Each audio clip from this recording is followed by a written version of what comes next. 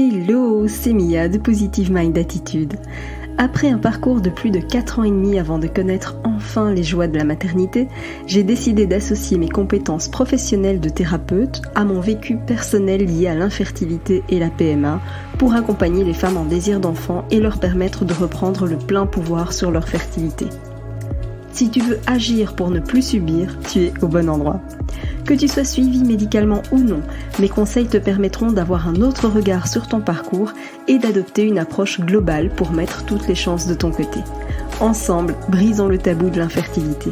Si tu connais une femme qui est concernée par le sujet, je t'invite à lui partager cet épisode. Maintenant, installe-toi confortablement et c'est parti pour l'épisode du jour. Les 4 niveaux de conscience de ton parcours. Avant de rentrer dans le vif du sujet, eh bien, ça y est, le podcast a 1 an. C'est juste dingue. Cet épisode est diffusé 1 an, jour pour jour, après le lancement. C'est incroyable parce que vraiment, je ne savais absolument pas quelle direction ce podcast allait prendre. Je l'ai fait au départ vraiment pour aider au maximum les femmes qui sont confrontées à l'infertilité et ou à la PMA, pour partager mon parcours, pour transmettre et aussi évidemment pour briser les tabous autour de ce sujet-là.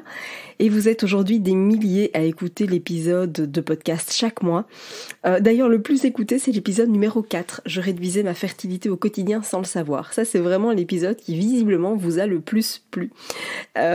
Aujourd'hui, c'est vrai qu'1 an plus tard, je fais un petit peu le bilan de ce podcast et je n'en reviens toujours pas parce que le podcast est écouté dans plus de 80 pays dans le monde.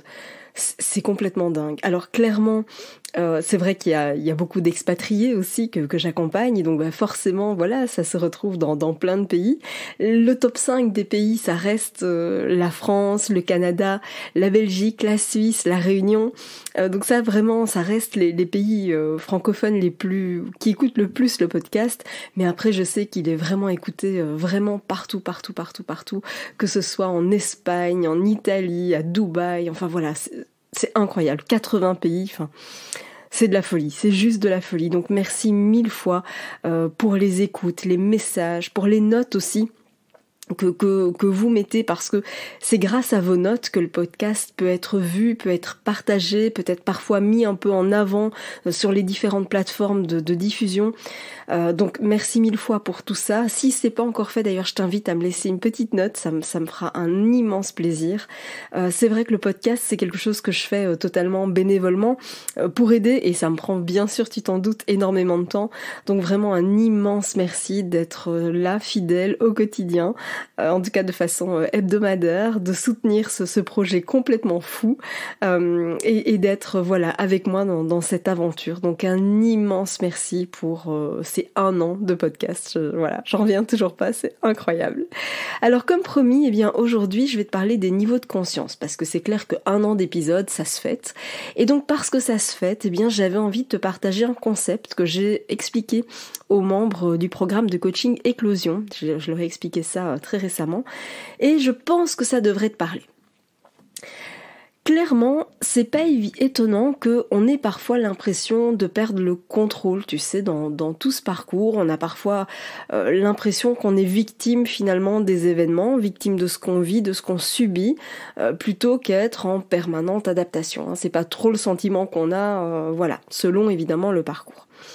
Et pour moi, ce qui est important, c'est justement que tu puisses comprendre et intégrer les 4 niveaux de conscience, parce que ça va te permettre non seulement de changer ta perspective sur ce que tu traverses, mais aussi de t'amener à des prises de conscience qui vont mener finalement vers plus de sérénité au quotidien et qui vont aussi te permettre de faire toute la différence dans ce parcours. Alors, les 4 niveaux de conscience, ils ont été développés par Peter Sage.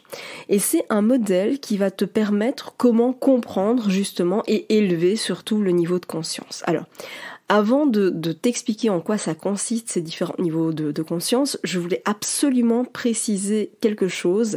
C'est que chacune d'entre nous, on va pouvoir basculer d'un niveau à l'autre, parfois même plusieurs fois sur la même journée, et parfois même d'une minute à l'autre ou presque. Et donc c'est tout à fait normal de temps en temps de se retrouver j'ai envie de dire à la case départ, donc c'est-à-dire le tout premier niveau de conscience. Et si ça t'arrive de retomber dans ce premier niveau de conscience, c'est pas grave, ça sert à rien de te taper sur la tête pour ça, d'accord ? Ça nous arrive vraiment toutes à un moment ou l'autre de notre vie, à un moment ou l'autre du parcours.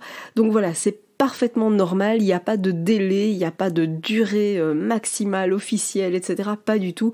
Chacun avance à son rythme et puis de temps en temps, c'est pas grave. C'est comme un escalier, tu montes et puis de temps en temps, tu redescends sur la marche d'en dessous. C'est pas grave, d'accord ? Tu restes sur l'escalier et c'est ça qui compte. Donc, c'est vrai que les connaître, ça va aussi te permettre de rester moins longtemps sur la marche d'en dessous. Tu vois, ça va te permettre de monter d'un cran sur l'escalier, parce que c'est ce que je t'invite à faire, parce que c'est là où tu as le plus de puissance finalement, le plus d'impact sur ton parcours. Alors le tout premier niveau de conscience, d'ailleurs je t'invite, si c'est pas encore fait, peut-être à prendre de quoi noter, parce que c'est quelque chose qui mérite vraiment d'être noté. Alors le tout premier niveau de conscience, c'est le niveau de victime. Alors attention, à prendre évidemment au sens de ton parcours, mais je vais t'expliquer ce qu'on entend par là. Le niveau victime, c'est quand on a en fait l'impression de n'avoir aucun contrôle sur ce qui nous arrive. Tu vois, on a l'impression que tout ce qui nous tombe dessus, que notre état en fait dépend des événements extérieurs. Tu vois, on a l'impression que on subit, que tout nous est imposé et finalement que tout est contre nous. Et c'est dans cette étape-là que tu vas commencer à te poser des questions du style « mais pourquoi ça m'arrive ? Pourquoi nous ? Mais qu'est-ce qu'on a fait de mal ?» etc. Tu vois, on va avoir tendance finalement à blâmer les circonstances extérieures parce que on n'a pas ce qu'on veut. Alors quand je dis on n'a pas ce qu'on veut, on se rend compte que d'autres réussissent à avoir des enfants rien qu'en regardant le caleçon de leur chérie et toi pas. Et donc forcément c'est compliqué. Et ça c'est ce qu'on appelle le statut de victime, le niveau de conscience de victime. Tu es victime de ta pathologie, tu es victime de ton parcours, tu es victime des délais d'attente, tu es victime de tout un tas de choses. Et ce niveau de conscience-là, il va te bloquer. Pourquoi ? Parce que tu vas t'accrocher à des explications, à des croyances qui vont finalement te conforter dans les histoires que tu peux te raconter. Tu vois, je te donne un exemple, c'est que, et encore une fois, je ne blâme personne parce que ce niveau-là, on peut tout l'avoir à plein de moments de notre journée même, d'accord, et à plein de moments dans le parcours. Mais par exemple, tu vois, moi pendant longtemps, à partir du moment où j'ai été diagnostiquée à la fois du SOPK et à la fois de l'endométriose, je me disais, voilà, en fait, quelque part, je peux rien faire, j'ai une pathologie, c'est comme ça. Je crève de mal chaque mois quand je suis réglée, voilà, c'est la faute à l'endométriose. Et cette attitude-là, elle me confortait dans le « je fais rien pour changer cet état d'esprit ». Alors clairement, la pathologie, elle est là et elle va pas disparaître en un claquement de doigts. Mais par contre, mon attitude face à la pathologie peut totalement changer. Et cette attitude-là va changer la suite de mon parcours. Tu vois, donc ce niveau-là, il est vraiment important de le comprendre parce qu'on s'enferme assez vite dedans. Et donc quand on va réaliser que... en fait, on est en train de se construire notre propre prison quelque part, tu vois. Et quand on commence à réaliser ça, quand on comprendra à se dire, ok, en fait, oui, j'ai une pathologie, c'est sûr, mais en même temps, la pathologie ne me définit pas, elle ne définit pas qui je suis, à partir de ce moment-là, tu vas rentrer dans le niveau de conscience supérieur. Et ce niveau-là, c'est le niveau de conscience qui est propre à celui de l'action.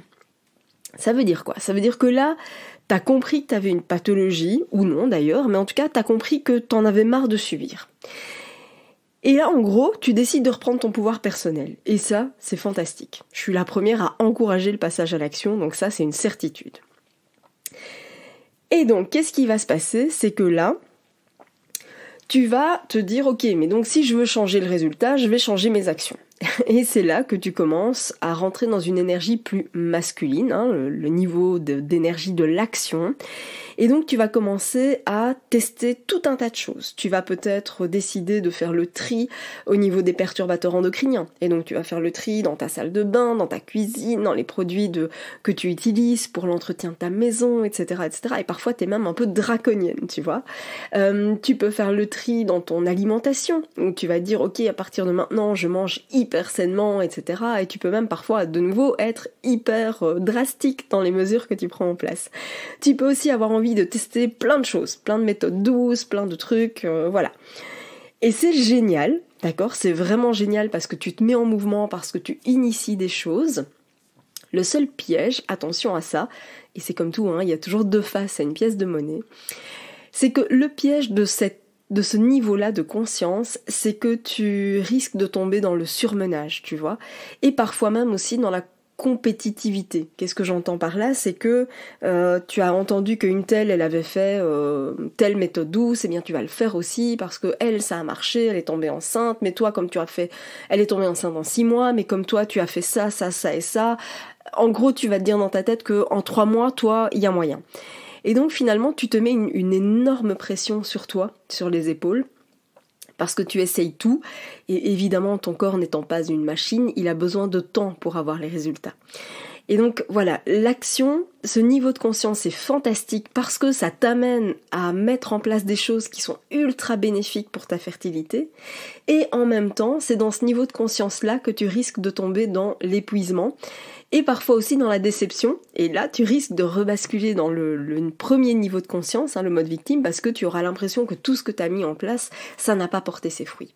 C'est pas forcément vrai, d'accord ? Dis-toi que pour, si tu veux, récolter des fruits d'un arbre, tu dois d'abord travailler sur ses racines, d'accord ? C'est comme ça que tu vas commencer, mais les racines, elles sont dans le sol et tu ne les vois pas. Et donc c'est pas parce que tu essayes plein de choses que ça ne marche pas, c'est juste que les résultats ne sont pas encore visibles. Mais pour autant, ça peut très bien fonctionner, d'accord ? Attention par contre à la pression que tu te mets, au risque de surmenage et d'épuisement. Quand tu atteins le 3e niveau, eh bien là c'est un niveau où on appelle ça le niveau plutôt de tranquillité, de sérénité. Alors ça veut évidemment pas dire que tous tes problèmes ont disparu, ça veut pas dire que tu as retrouvé une fertilité de tes 20 ans, ni même que tu as des taux extraordinaires, mais ça veut dire que tu es plus en accord avec ce que tu fais, tu t'ouvres à quelque chose quelque part de plus grand. Qu'est-ce que je veux dire par là? C'est que tu vas avoir plus de synchronicité. Tu vas faire telle ou telle méthode douce, mais parce que tu sens que c'est le moment pour toi de tester ceci ou cela, tu vois. Et à l'inverse, il y a des choses que tu ne feras plus, mais tu seras en accord avec tes choix. C'est vraiment un état, un niveau de conscience où tu retrouves énormément d'espoir. C'est un niveau de conscience où tu sais pas quand, tu sais pas comment, mais tu sais que tu vas y arriver. Tu vois, la peur de l'inconnu va progressivement disparaître et c'est un niveau de conscience où tu as plus tendance à faire confiance en la vie. Tu vois ? Et donc tu vas attirer des personnes, des rencontres, des méthodes douces, des choses finalement dont tu as besoin au bon moment. Tu vois, il y a vraiment un côté beaucoup plus de détachement, de sérénité, de tranquillité finalement. Ok ? Et ce niveau-là amène le 4e et dernier niveau, qui est le niveau de la confiance. Alors là, le niveau de la confiance, en gros, tu vas adopter une posture de reine. Qu'est-ce que ça veut dire adopter une posture de reine ? C'est qu'en gros, tu as une force tranquille. Tu as encore ce côté, tu te souviens du 2e niveau qui était le niveau de l'action, donc l'énergie plutôt masculine, mais cette fois-ci, en plus de garder ça, tu vas aussi autoriser l'énergie féminine à circuler au maximum. Ça veut dire que autant dans le 2e niveau, comme tu es fort dans l'action, tu vas parfois même avoir tendance à t'interdire toute forme de vulnérabilité, parce que finalement pleurer c'est pour les faibles, demander de l'aide c'est pour les faibles aussi, etc., etc., tu vois. Dans ce 4e niveau, t'es plus du tout là-dedans. T'as vraiment la posture d'une force tranquille, tu vois. Et c'est dans ce niveau de conscience-là que tu vas prendre les meilleures décisions. Parce que tu vas prendre tes décisions depuis un espace de confiance et non plus d'un espace de peur, depuis un espace d'angoisse. Ce que tu fais souvent quand tu es dans le niveau 2. Oui, tu passes à l'action, mais tu passes à l'action parce que tu es encore terriblement dans la peur. Quand tu arrives au niveau de confiance numéro 4, tu es justement dans un moment où tu as pleinement conscience de tes ressources, de tes forces, de tes capacités. Tu sais pas de quoi demain est fait, mais tu prends tes décisions sur une base de confiance. Et c'est là que j'amène les membres du programme de coaching Éclosion, parce que c'est ce niveau de confiance-là qui est le plus adapté finalement à ton parcours. Et parce que ça va avoir aussi des répercussions dans toutes les sphères de ta vie. Ça veut dire quoi ? Ça veut dire que cette posture-là, elle va avoir des répercussions aussi dans ta sphère professionnel, parce que finalement, tu vas comprendre que ton désir d'enfant passe avant le bien-être de tes collègues. Je sais, je donne un exemple, mais je sais que certaines ont beaucoup de mal à s'autoriser des absences parce que, oh là là, je travaille en équipe et en fait, ce que je ne fais pas, ça va retomber sur mes collègues. Et c'est génial d'avoir une conscience professionnelle à ce point, c'est fantastique. Mais il y a des périodes de vie où finalement c'est toi qui vas passer avant, d'accord ? Et ton désir de maternité va passer avant ta vie professionnelle. Et quand tu arrives justement à ce niveau de conscience-là, eh bien il y a des réajustements que tu vas faire. Alors ça veut pas forcément dire que tu vas tout plaquer, que tu vas changer de travail, même si pour certaines c'est le cas. Mais en tout cas, tu vas faire des réajustements. Tu vas faire des réajustements au niveau personnel, dans ton couple, avec les amis aussi. Parce que tu vas peut-être mettre des limites, tu sais, au niveau des remarques maladroites, des choses que tu acceptais jusque-là sans broncher et sur lesquelles tu prenais sur toi énormément.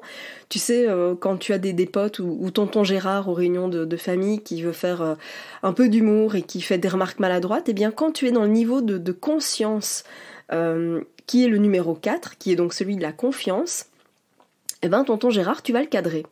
Ça veut pas dire que tu vas être méchante ou agressive avec lui, pas du tout, mais tu vas être capable de le remettre à sa place. Tu vas pouvoir imposer des limites à tes amis, tu vas pouvoir décider de ne pas aller rendre visite à quelqu'un à la maternité parce que ça te fait mal. Là où dans les niveaux d'avant, tu y serais allé en serrant des dents et en pleurant toutes les larmes de ton corps dans ta voiture, tu vois. Le niveau de confiance, le 4e niveau, il te permet de faire des choix qui sont beaucoup plus alignés avec toi, sans pour autant blesser les autres, tu vois. Et c'est vraiment, tout est impacté quand tu es dans ce niveau-là. Et encore une fois, c'est vraiment le niveau que je te souhaite d'atteindre le plus souvent possible, le plus longtemps possible, parce que c'est ça qui fait toute la différence dans ton parcours. Donc, si tu veux toi aussi adopter ce niveau de conscience, si tu veux toi aussi retrouver de la sérénité dans ce parcours, et en plus, si tu veux être entouré d'une véritable sororité, eh bien, je t'invite à rejoindre le programme de coaching Éclosion dès maintenant. Et surtout, en plus, que l'été approche à grands pas, on va pas se mentir. Je sais aussi à quel point ton suivi va être mis sur pause. Ça a été mon cas pendant plusieurs années et je sais à quel point c'est horrible. Donc voilà, si tu veux profiter de cet été pour ne plus avoir à attendre la rentrée pour changer ton parcours, eh bien, je t'invite maintenant à rejoindre le programme de coaching Éclosion. Le lien se trouve dans la description de cet épisode de podcast. Merci d'avoir écouté cet épisode jusqu'au bout. Si tu veux aller plus loin et bénéficier de plus de conseils, télécharge maintenant mon guide offert sur positivemindattitude.fr. Pour encourager ce podcast, merci de mettre une note et ou un commentaire sur ta plateforme d'écoute. Je te dis à très vite pour un prochain épisode.